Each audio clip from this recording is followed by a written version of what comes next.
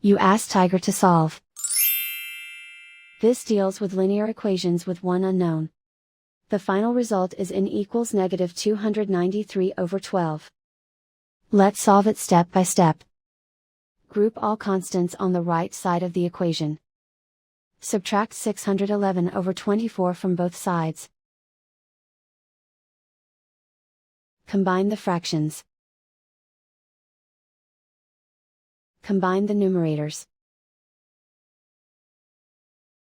Reduce the zero numerator. Simplify the arithmetic. Combine the fractions. Combine the numerators. Find the greatest common factor of the numerator and denominator. Factor out and cancel the greatest common factor.